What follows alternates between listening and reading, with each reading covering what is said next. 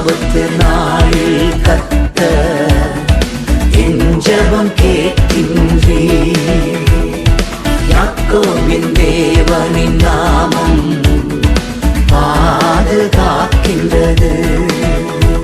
என் துணையாளர் நீர்தானே, சகாயர் நீர்தானே.